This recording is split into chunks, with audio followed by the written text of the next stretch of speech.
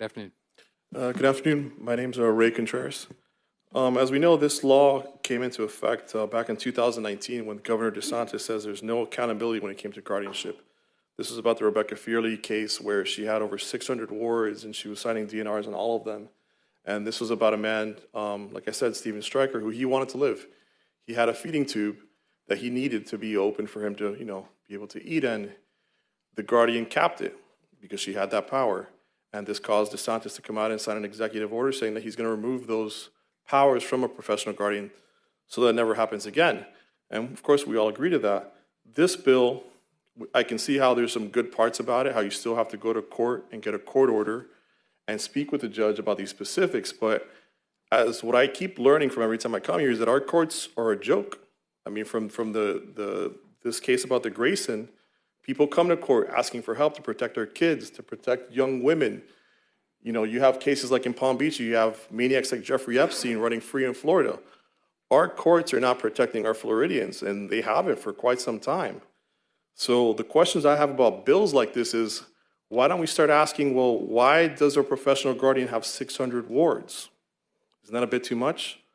Why are we now giving them power back that Ron DeSantis said he didn't want them to have? I mean, Colleen Burton, who I've tried to meet with for the last 3 years, she was part of the task force, and the first thing she did was pass a bill to take away those rights from the professional guardian. Mr. Contreras, if you could address the committee versus an individual member, we'd appreciate Sure. it. Thank you. So the sad truth is that we do have a senior tsunami. A lot of senior people are coming into nursing homes, and yesterday I heard about a bill where they're going to let CNAs that are technically supposed to clean rooms start administering medicine. The year before that, we heard how now you're requiring one nurse for every 40 residents. And what's scary about this bill is you're now about to give somebody power to decide whether someone can live or die. And the point that I'm trying to make is that I was at the Rebecca Fearley trial. I was there all week. I spoke with Cass Castillo, the prosecutor, and Tim Donnelly. The jury was hung because they didn't know who to blame.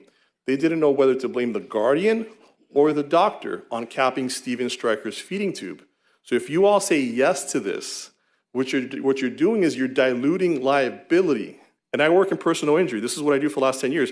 How can I even take this case to a jury trial if you're now making the decision on whether someone should live or die based on a guardian, a judge, and a doctor? This should always be a decision between the doctor and the patient and his family. And of course, we love advanced care directives and all those good things, but this little back door that you're putting in here, like, oh, well, if the judge is out for the weekend, we can sort of sneak this DNR in there. I just think we need to have this to be about the doctors and their code of ethics and whether someone's treatment should be, curative or palliative, and not putting these guardians back in these kind of powers. I wish you guys would consider putting a cap on how many wards they can hold, because 600 to 1,000 is a bit too much. But again, I can't find a single senator who's courageous enough to just say, common sense is you shouldn't be controlling the lives of 600 people across the state of Florida when you're living in Tallahassee and there's people down in the Keys. It doesn't make any sense. So I get this bill is going to pass. I understand I've spoken with Karen Murillo. She's part of the elderly fatality team, and Chantel Jones. I mean, they know what's going on here. But again, we need to put more focus on our elderly and protect them as much as we can and put more safeguards. And if Ron DeSantis says there's no accountability, this is your governor. Listen to him. Let's talk about making a cap on how many professional guardians or how many wards each one of these professional guardians can control. And Thank you, Mr. Contreras. Thank you. Thank you. Next, we'll have Karen Campbell with